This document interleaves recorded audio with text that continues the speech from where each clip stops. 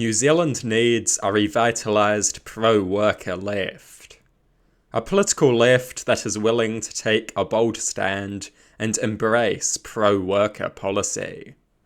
This is a recipe for a revitalized pro-worker left. A collection of policies that form a comprehensive pro-worker policy platform. A comprehensive pro-worker policy platform that will transform New Zealand. A comprehensive pro-worker policy platform that will provide power and prosperity to the people. This policy platform has a number of components. A 4-day working week. Give workers more time to live their lives.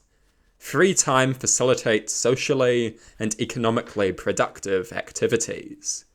Workers will use their free time in socially and economically productive ways. They will look after their physical and mental health. They will gain new knowledge and develop new skills. They will start families and look after their loved ones. They will strengthen their social connections and contribute to their community. They will found small businesses and create things. Free time is not economic dead weight. We need a 4-day working week. Even many on the political right sympathise with this idea due to the major gains to economic productivity that it can provide. It is madness that the working week is stagnant in an age characterised by massive technological advancement and incredible labour-saving devices. We need a 4-day working week. Also imperative is minimum wage reform. Peg the minimum wage to inflation and have it automatically adjusted on an annual basis. Raise the minimum wage substantially. Introduce a living wage in highly profitable firms. Low-level workers generate wealth. They are entitled to a share of that wealth. Hard work should not be rewarded with poverty and destitution. Hard work should be rewarded with a decent wage. Low-level workers work hard. They should be able to access a decent quality of life. They should not be condemned to poverty. Somebody has to work low-level jobs. These positions are essential. Someone has to clean toilets. Someone has to stock shelves.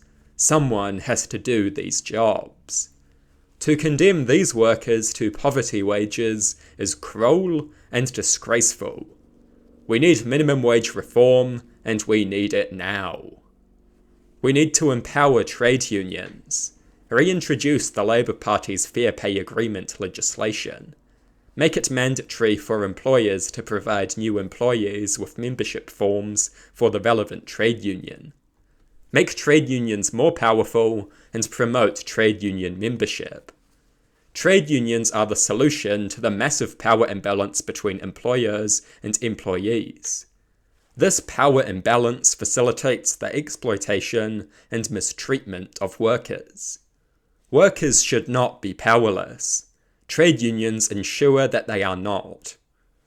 Also essential is a tax-free threshold. A massive tax cut for everyone, especially ordinary working people. This policy will be funded by a capital gains tax or a wealth tax. We must redistribute the tax burden away from ordinary people and towards the wealthy.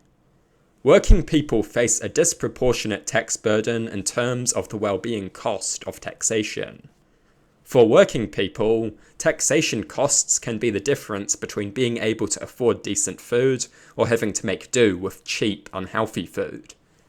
For working people, taxation costs can be the difference between living in a cold, damp flat and living in a decent, healthy home.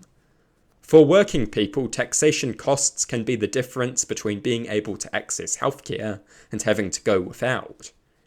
The wealthy know of no such well-being cost. For the wealthy, taxation costs are the difference between buying a new jet ski and a third holiday home. The wealthy can afford to pay more, so the wealthy should be paying more. We must let working people keep more of what they earn. We must introduce worker ownership incentives. Worker-owned and controlled business models should be incentivized and encouraged. This can be done with preferential contracts, tax cuts, subsidies, and low-interest loans. Shared profits and democratic processes will make businesses eligible for such incentives. We have a government by and for the people. We should have an economy by and for the workers. We should expand our democratic values into the workplace. This will ensure that those who make influential decisions are accountable to those who are impacted by their decisions. In an economy where increasingly influential decisions are made by private actors, workplace democracy is essential. This reduces wealth inequalities, this reduces hierarchies, this ensures that those who control businesses are regulated by ordinary people through voting. The democratic workplace is the future. This will get more minds involved in the economy. Sharing in the profits will maximize the power of the profit motive.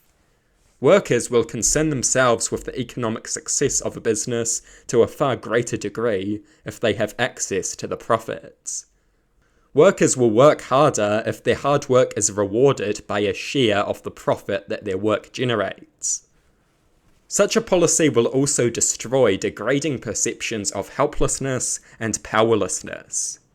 The workplace should not be a place of degrading powerlessness. Workers should not be regarded as just cogs in the machine. Workers should play an active role in the workplace. Workers should own and control the workplace. This will create a sense of community and belonging. This will destroy class conflict and ensure that the economy is not at war with itself. This is the future. A free market system comprised of worker-owned and controlled businesses. We must ban big money political donations. Parties that are bought and paid for by big money will never take the interests of working people seriously. Big money donations incentivize political parties to prioritize the interests of the wealthy so they can access their vast resources in the future. This perverse incentive must be eliminated. We must ban big money political donations. Politicians must serve the interests of the people, not the demands of their donors. Donations fund advertising, and advertising wins votes. Wealthy people should not be able to dictate an election result by pouring their wealth on the scales. That is unacceptable. The wealthy favour anti-worker politicians because the exploitation of workers is a great way of acquiring wealth. We must crush corruption and ban big money political donations. This electoral reform will make pro-worker governance possible. We need a revitalized pro-worker left. A 4-day working week, minimum wage reform, trade union empowerment, a tax-free threshold, worker ownership incentives, a ban on big money donations. These are some of the policies of this revitalized pro-worker left. This is the basis of a strong pro-worker policy platform. Some on the left have embraced pro-worker policies. The Green Party supports a tax-free threshold. The Labour Party wants to empower trade unions. This is a good thing. But the occasional pro-worker policy is not enough. We need a political left with a comprehensive pro-worker policy platform. A political left that pushes for numerous bold pro-worker reforms. These policies are morally desirable. These policies have the capacity to mobilize massive popular support. I do not want a political left that tries to be moderate and centrist. I do not want a political left that obsesses over co-governance and hate speech laws.